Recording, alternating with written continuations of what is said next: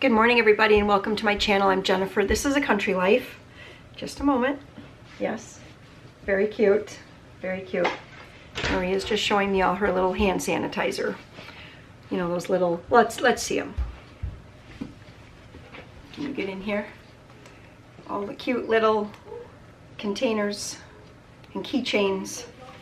Okay, very cute. So today we have a special guest coming over for supper tonight. We're having our priest over for supper, and I was just thinking, you know what, we should make some kind of special desserts. And I was going to make 2 cranberry nut pies. They're easy, quick.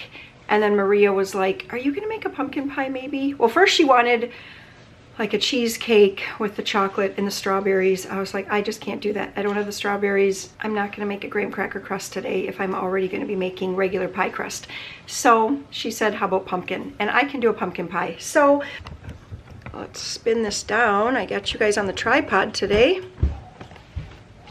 So I have some lard, I have my vinegar out. Let's hope that's vinegar, yes, vinegar. I also have the recipe here for best ever pie crust. Let me see if I can get that up there close for you guys. Kind of a funny shadow going on. It's really simple, and it does just produce the best pie crust. It freezes well too. It will be a little bit tougher if you freeze it and then, then thaw it to bake it. Just a little bit tougher. Still really good. I freeze it all the time. I just don't have any in the freezer right now, which is kind of a bummer because, that would have been really fast for today. But I'm just gonna make this happen. So in just a small measuring cup, I have 5 tablespoons of water. I need 1 tablespoon of vinegar. Whoa, that was not supposed to happen like that. And then I'm just going to get this stirred up. A fork would work better, but I already have this measuring spoon dirty. And now into the bowl of my KitchenAid, I'm going to put 3 cups of flour.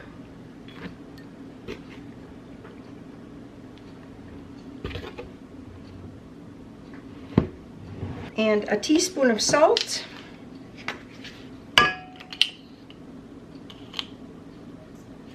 And a teaspoon of baking powder.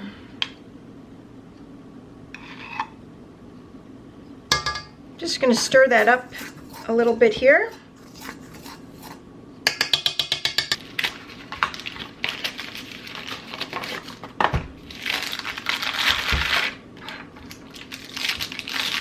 And then I need to put in the lard. So 1 cup of lard plus 2 tablespoons, and I just eyeball the 2 tablespoons.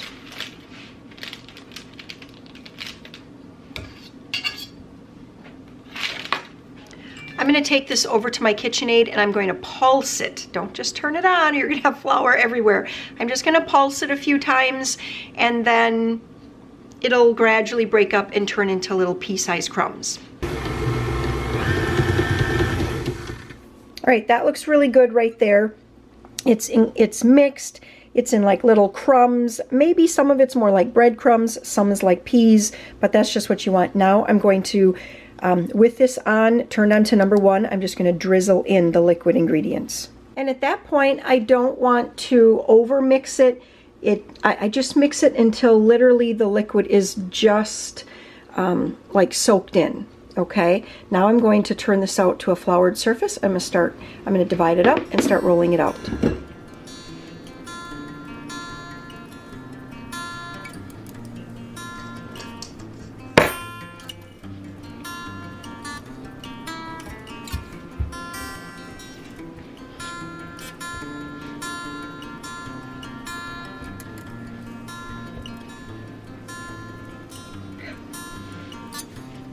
There we go.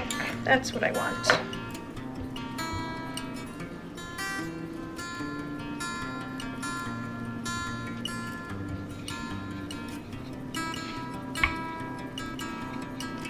Now the key to making sure that your pie crust does not look like a 5-year-old made it is to continually try to keep it into a circle. So when you start rolling, oh my goodness, these sleeves on this sweater are too loose. When you start rolling and you're doing this, it's just going to get worse. It's going to just keep on wanting to get long like that.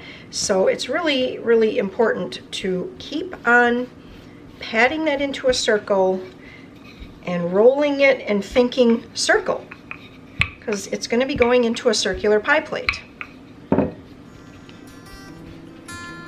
I like to flip mine quite often.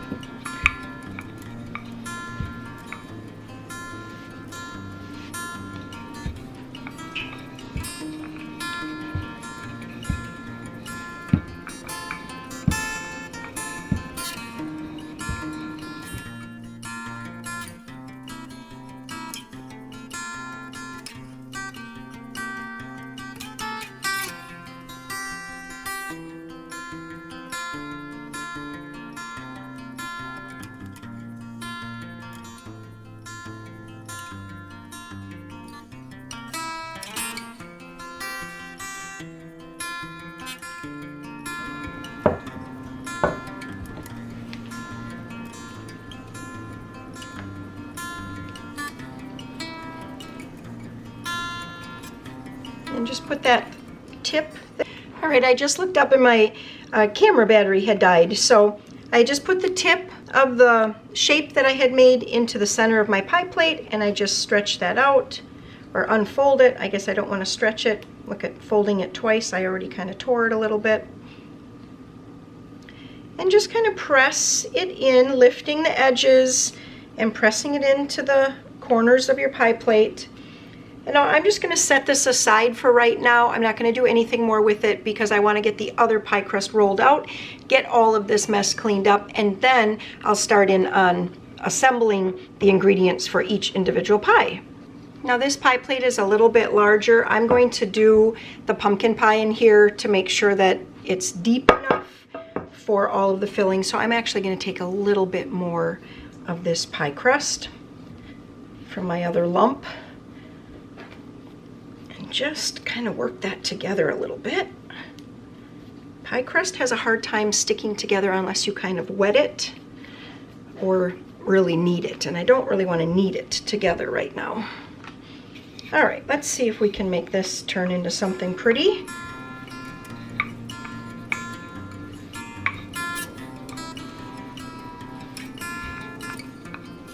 If you start to get those little cracks around the edges, just stop and push it back together.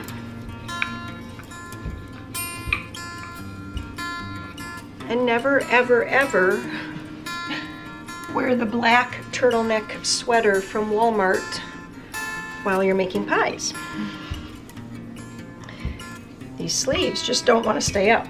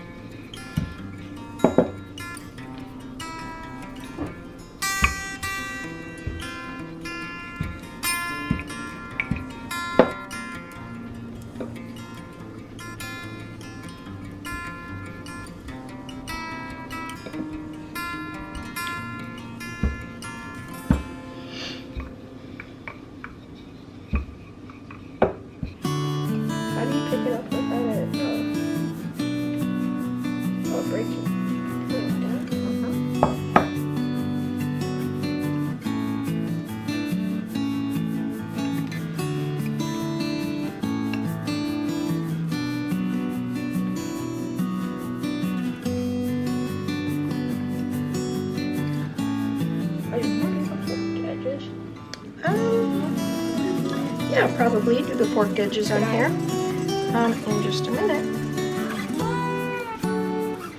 Make sure your hands are clean.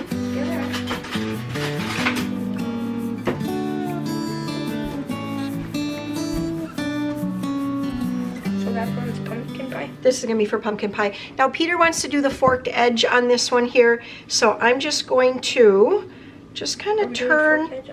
No, I'm going to do kind of a little twisted edge on that one. What pie is this? That's going to be cranberry nut. Okay. So I'm just going to roll under. I don't have a ton of extra crust, so I'm just going to kind of roll under this little bit of extra here.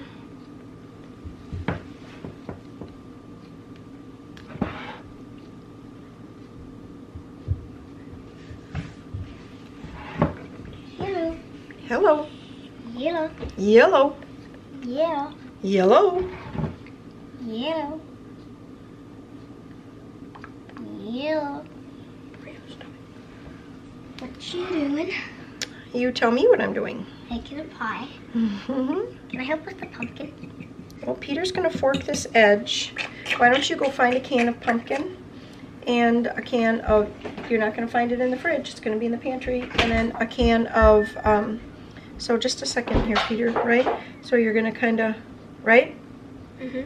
Whoop, look at that. I better leave this to you. I better let you do it. I bet you'll do it better, huh? Okay, so you do the forked edge. What, honey? 1 can of pumpkin, 1 can of evaporated milk. Yes, that's plenty big. There's a giant one too. I don't want the big one, just that one right there. And evaporated milk. Should be in kind of a whitish can with maybe some red lettering if I'm not mistaken. I'm going to jump in here too. And this one I don't have a whole lot of extra crust either hanging over the edge. Oh, that's fine. You're fine, Peter, right where you are. It should be right by the left, by the wall, Maria. This is hard. Is it hard? And I'm just kind of folding under these edges. Pie crust is really about art and patience. That's really it. Art and patience. Okay, so now once I have that, to look good and you want it to taste good too. right, exactly. You just have to be patient to get it to look pretty how you want. If you're rushing through making a pie, it's going to look sloppy. Okay, so now that I kind of smoothed out the edges here, I just kind of tap the edges here to make it smooth. I'm going to do a little pinch all the way around to kind of lift the crust up. I push my finger down and then I kind of pinch with the other one. Actually, I kind of push my finger down and I pinch with these two and just kind of push it together. If it cracks a little, I usually just kind of touch it to smooth out those cracks. Right there. Oh, I zoomed in a little too close. Sometimes you can't see what I'm doing, huh? So that's what I'm saying. I just kind of tap those edges. So with these little bits with the 2 pieces of leftover dough, since I took some off of the one, I'm just going to take a little bit of the other one. I'm just trying to even them out is basically what I'm saying here. I'm just going to form them into a disc like this here. Put them in some saran wrap. Fold them up. And then I'll put both of these in a freezer bag, mark them with the date, and then I know that I can make a couple more cranberry nut pies. I probably, unless I mix them together, would not be able to make another pumpkin unless I did like 2 shallow, smaller pumpkin pies. So I'm actually going to write on here shallow pies just so that I remember that, you know, not to try to make a big deep dish pie. So like in this one here, this is a really big pie plate and it really requires a lot of crust, especially if I wanted to make a double crust pie versus something like this, which is just a smaller, shallower pie crust or pie plate, and it doesn't take as much crust.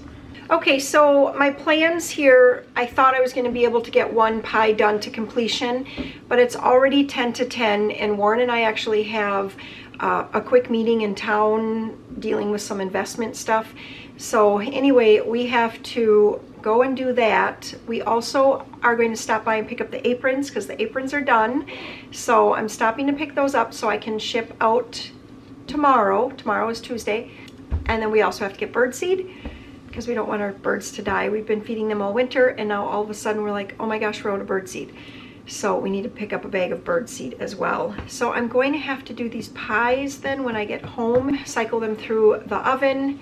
But I do think that I have time right now to peel some potatoes and, yep, grab the potatoes, Peter. And I'm just gonna put the potatoes into the Instant Pot to make some mashed potatoes for tonight. I'll just do it right now, and then I know it seems kind of goofy to transfer over and make more dishes, but that's just what I'm doing today. I'm gonna make them in the Instant Pot, and I'll mash them all up and everything, add the milk, the butter, the salt, And then I'm just gonna put them into a crock pot to keep them warm. I know I could probably keep them warm in my Instant Pot. Maybe I'll just do that. I've never done that in the Instant Pot. Use that warm setting where it just keeps them warm all day. I don't know. I don't know yet. We'll see. I've got to think about it a little bit more. What do you want?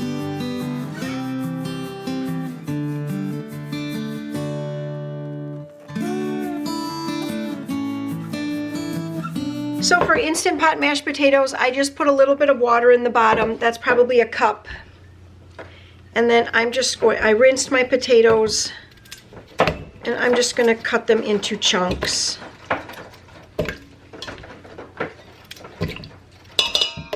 Yep, just leave those. Peter just ground up the walnuts for the cranberry nut pie, which we'll be putting together later.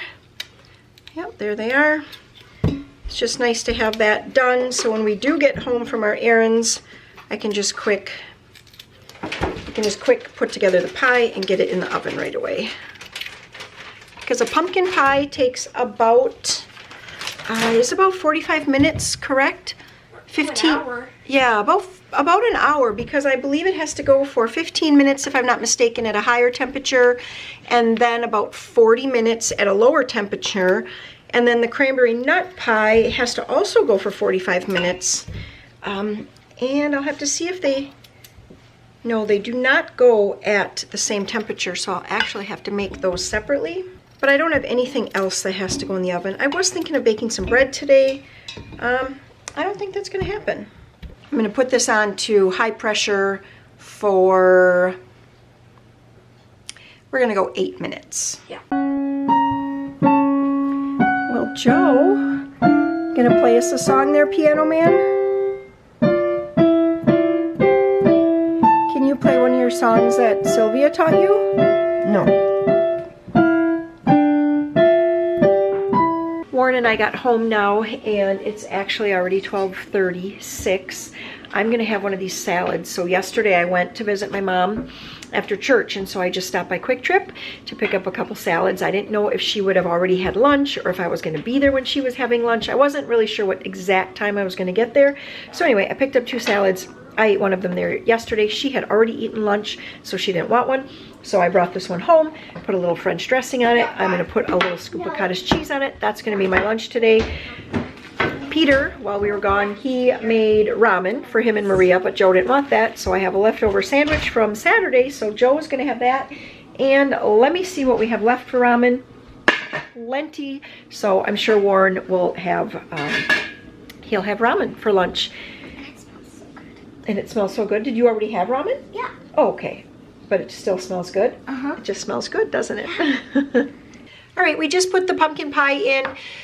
I have tried many different pumpkin pie recipes over the years. I just always go back to the Libby's famous pumpkin pie recipe, which I did put into the first cookbook.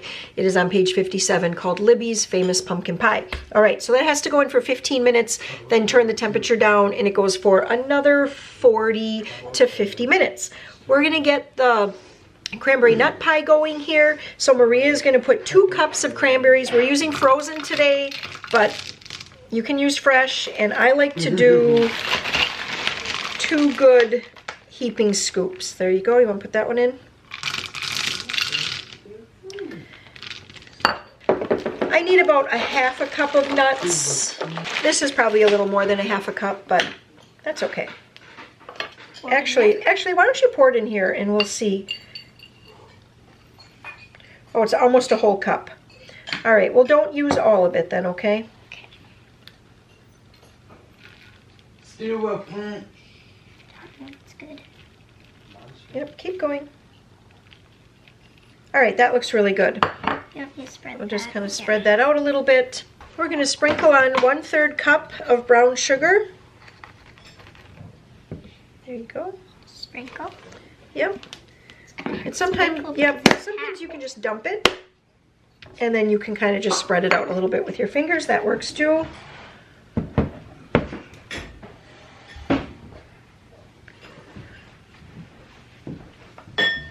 We need to melt 1/3 cup of butter. You want to unwrap that? Want me to put it in the microwave? Microwave for 30 seconds. All right, we're going to add in a 1/2 cup of flour. Do you want me to stir it? Mm-hmm. 1 egg. Stir that around. And then, Joe, we need that 1/3 cup of sugar. In this bowl? In that bowl. Yep, it's going to all go into this bowl. Put the sugar. Regular sugar. Like Sugar. a mixture. Yep, you're making a good mixture. A little more, Joe. It's got to be filled up. All the way to the top. That looks... Yep, that's perfect. Dump it in. And we're just going to pour this on. Just my battery's gonna die. I don't think my battery's going to die. It's not flashing yet. They're all gonna die. You want to get one of those little baby spatulas? I was going to scrape it here first. Ah. Let me scrape this first. I never knew I needed one of these little tiny spatulas until... So when I ordered the large spatulas, Brittany, that's who makes them, Brittany in Montana, and she sent along this little thank you with all of the other spatulas, just this little mini one. I was like, oh, it's so cute, it's so cute. It's like for play, but it actually comes in handy for lots of things. All right, so Maria has just been waiting to use this little spatula. So there you go. You spread that around the top.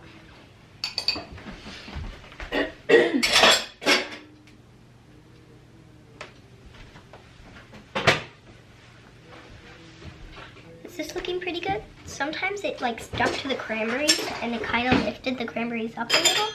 Mm-hmm. Yep, can we get a little bit more spread? Let me, yep, just keep working at it. You'll get it. Just keep working at it. And that right there. And that's going to be just right, Maria. That's going to cook up lovely. So we don't put anything on top of that? Nothing else goes on top of this. I'm just going to set this off to the side until the pumpkin pie is done. Then we will put this pie in. This is going to kind of like bake up into sort of a, oh, it'll kind of like, it'll warm up, Maria, and it'll kind of drop down into the cranberries, but then it'll also kind of bake up a little bit cakey on top. It's just delicious. Serve it with a little whipped cream. Yummy, yummy. I was just doing a whole lot of vacuuming. I just turned off the vacuum, went and got my, well, where did it go? My cedar mop. Brought up some green beans from the basement, so we'd have those up here for supper tonight. And now I want to do some washing the floor. Did I say I checked on the pumpkin pie? I have 17 minutes, so I just thought that I would quick try to get the schoolroom, which is kind of basically where everybody enters into our house, which honestly is not ideal. There's been a lot of salting going on right outside of our door, so I have a lot of salt residue on the floor. And with the beautiful sunshiny day today, you can see, well, I don't know if it's showing, oh, there we go. Some of it is right there, and there's some salt residue right there, and I know that there's some over here. So I just want to get this floor mopped, and I have a different, this is called Floor Luster. This is specifically says hardwood floor. I don't know, I'm going to read the back and see if I can also use it on concrete and tile. But I have not been able to, for a couple of years now, find the Pledge Floor Shine. I don't even think that they make it anymore. I haven't been able to find it like in stores. I also haven't been able to find it online at all. So I'm going to try that Quick Shine brand. Or what brand? It's actually, the brand is actually Holloway House. Formula crafted by Holloway House. It's Quick Shine. Okay, we're going to give that a try. But first, I need to get these floors washed. All right, timer just went off on the pumpkin pie, and I can't grab it here for you to show you. Let's see how, maybe a little bit. See how it just wiggles a little? I was going to test it, but I can just tell by wiggling it that it is done. So for pumpkin pie, at least the way I like them, is I like them to be well done. So you would, this is the center of the pie. You'd go over about maybe an inch or so, stick a knife in there, and if it comes out clean, then your pumpkin pie. I mean, it could have like one little moist spot of pumpkin on it, but that would still be a completely done pumpkin pie. If it's cracked, it's definitely done, and it's probably gone a little bit too far. Okay, I just switched up the temperature here to 325 degrees, and I'm going to let this oven cool off for just a few minutes. Help Peter. He's looking for something. Cranberry bracket. He's looking for Cranberry brackets. I don't even know what a Cranberry bracket is, but It's he's sure that I can help him find It's them. a bag about this big, Dad said, with a bunch of little square pieces with things that come up to hold the cranberry. Like this So a baggie with square pieces. square metal pieces. Square metal pieces. All right, let's go look for it. Yeah, see? Okay, a whole lot of digging. We found Guess them. who found them? You did. Mom. Yeah, but see, they're a Mom baggie to the of little rescue. square pieces with things that come up that hold the... You're right. I know, you described it well, and I found it. Okay, I put the floor shine on. It's called Quick Shine, and I just went for it. The directions said intended for hardwood floor, but I went for it. I put it on the tile floor out there. I put it on the concrete floor, because since the concrete floor out, beyond the tile there is heated, I can't walk out there right now because I can't step on it. But since that floor actually has the in-floor heat, it dried really quickly. Caught you. Is there any chance I can get to my office? Can you take off your shoes and just tiptoe? Yep. Okay. So yeah, the concrete floor is pretty dry. It said it was going to take 60 minutes to dry. It's already been probably 30 minutes and it's very dry. The other two floors here I think are going to take a little bit longer, and I didn't get any video of me putting it on. So it says on the back of this bottle here that you should apply it in the shape of an S onto a clean, dry floor, which is really what I did. Putting a layer on. Okay, so I put quite a bit down, and then I just go with the grain of, like the wood grain, and just slide the mop back and forth just to spread it out so it's in a nice thin, even layer. I found that the first couple times, I am so hot right now. It's sunny. Sun is just beating in and it's hot. Okay, the first couple times that I used it, back when I was using the Pledge brand, I almost would try to go back and forth and back and forth and back and forth, almost like I was trying to wash the floor. And then I realized that like once it would dry, I would put another layer or another coat on. I just find that putting one thick coat works. It also works to put down a couple thin coats as well. So today I was trying to put down a thick coat because if we're just being brutally honest here, sometimes what happens is I think I'm going to get back to it in 24 hours when the floor is still basically clean and get another coat down. But sometimes that doesn't happen. More often than not, that doesn't happen. And then before I can put another coat down, I have to do the whole thing, the whole vacuum or sweep, and then the wash, and then put the floor shine on. So yeah, so my goal is to try to just do it once. Now that I've done this a lot of times over, I want to say it's been 11 years now, because we put this hardwood floor in here in we put it in here in 2011. So it's actually now been 12 years that I have been using these floor shines on my floor. And it just works the best, I found, and it's more efficient to put down a little bit thicker layer and let it dry completely before walking on it. Because it will, if you walk on it with bare feet, it will show the little Tootsie marks until it wears off. Okay, that's just right now. So the center is cooked all the way through. It looks just right. So we're gonna let this cool. I am going to have to put this out on a cold shelf, basically kind of like out on a porch. We call it the little airlock. And because I want this to get nice and cooled off for supper tonight. It's already 3 o'clock. In a little while, I'm actually going to get, I'm going to start getting chicken ready. I'm making oven fried chicken. Maria is working on some socks here right now. And look at the floor. I should have done the before, but that floor gloss it worked great on the tile floor. Maria hates the smell. It smells weird.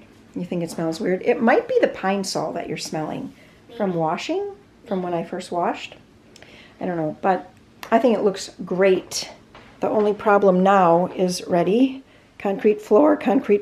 I only did up to that like seam line or whatever. It's not a seam, but I don't know. They have to like, when they did the concrete floor, they had to grind little marks in it. I think they might have actually done that just to kind of give it the look of like really big tiles. Now the question is, do I go and do that section there too? I really only wanted to do the kind of this entry section here. And look at how nice that looks. And then over there it's just dull and drab. Okay, I'm not going to do it because my desk. I need to manage my desk right now, and I also need to print labels because I picked up what did I pick up here? I picked up the aprons, and there they are. So I want to get these all packaged up and sent and ready to ship out tomorrow. So that's what I'm going to work on here, and hopefully I can get that done in 30 minutes. It's time to get started in on the chicken. I just preheat my oven to 400 degrees, and now I need to put a 1/4 pound, so that is an entire stick here of butter. I'm going to put that into this really large, it's like a 10 by 15 or something like that, Pyrex dish, and then I have another smaller Pyrex dish. I thought I would do the chicken thighs in one dish and the chicken legs in another. So I'm going to put a little bit of butter there. I think I'm just going to cut a little off of this side and put that in there as well. I'm going to pop these into the oven so the butter can melt. And now into this bag, my battery is going to die, so I'm going to tell you real quick here. I'm going to put, for one recipe, it would be 1 cup of flour, 2 teaspoons of paprika, a 1/4 teaspoon of pepper, and 2 teaspoons of salt.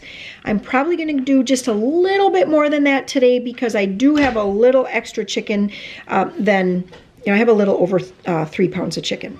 All right, I just pulled the smaller Pyrex dish out, and I just usually tip it back and forth just to make sure that the butter gets all around. And then I have some of the thighs here in the flour mixture. I'm just going to get this shook up, and I'm going to put it skin side down in that pan. Okay, I actually decided I'm going to mix it up a little bit just because that glass dish is not going to fit all 6 of the chicken thighs the way I want it to. So we'll just kind of put some thighs and put some legs in each of the dishes. Just be sure to put them skin side down. Well, those are some enormous legs this time. So I have, well, it doesn't matter how many pieces of chicken in each pan, but I just tried to spread it out as best I can, skin side down. I'm going to put that into the 400-degree oven for 30 minutes. Then I'm going to flip it over and put it in for at least 30 minutes. Sometimes I even go longer than an extra 30 minutes, especially when the chicken is this big. First 30 minutes for the chicken is done. So I'm just going to get this flipped so the skin side is up. And this is when the magic starts to happen. And when I put it back into the oven, it just gets nice and crispy and crunchy, because that skin side has basically fried in that butter for 30 minutes. So I've got the green beans here going. I just have those warming, and the mashed potatoes here. Peter whipped these up for me before, but now I just kind of, you know, potatoes can get a little bit stiff as they sit. I added a little bit more milk to that and some salt and some pepper, and now I was just making some gravy, so I really just made like a roux here, and then when the chicken is done, I'll spoon some of the chicken drippings into this gravy here and stir it all around. It'll have a much prettier color to it, and it'll just have really good flavor then. All right, doesn't that look just delicious? That's what I'm talking about. You turn it over, and then it just like gets crispy. Just a nice, good, crispy coating. Now I'm going to lift this, and some of the juices there, what I'm going to do is I'm going to put them into the gravy over here. I did some juices from the other pan, but now I'm going to add these juices to it as well. Maria is having me pick out outfits, so I am just randomly picking out goofy little things. Like a cowboy hat, a shawl, and a soccer t-shirt. Very cute. So we are all done with supper. I didn't film it all during supper. We had our priest over, and he, you know, obviously I'm not going to pull out the camera when he's over and start filming people's plates. I feel like that would be kind of funny, but we really did a number on the dinner. So I had a lot of chicken, and even when I pulled the chicken out, he's like, oh, I don't know if we're going to have enough, but you know, he was like being sarcastic, and there was only 3 pieces of chicken left, so we really did a number on that. the entire pumpkin pie went, and half of the cranberry nut pie went. We have a little bit of mashed potatoes, plenty of green beans left, of course. But yeah, so it was just kind of a good time. Now, not kind of a good time. It was actually a really good time. He has lots of fun stories, and being that he's actually number 11 of 12 kids, he has a lot of like brother stories and things like that. So that was fun. We started reading last week already. No, that doesn't, without the shawl. Puppy looks great. Like that. Looks sort of like he's wearing a sombrero or something, and kind of like a sort of a, in Mexico when you go to the market you can get those sort of Aztec looking little like Baja, I think, or like Baja shirts or something they're called. Anyway, looks cute. I have not ever read the entire Anne of Green Gables series, and I think there's 6 or 7 books or something like that. So anyway, we started it on this one, and we're enjoying it. So we are going to get some of that supper stuff over there cleaned up, and then just kind of settle in for some reading here tonight. And I think that is going to be it. I hope that you guys enjoyed this video, just putting together a good old-fashioned meat and potato supper.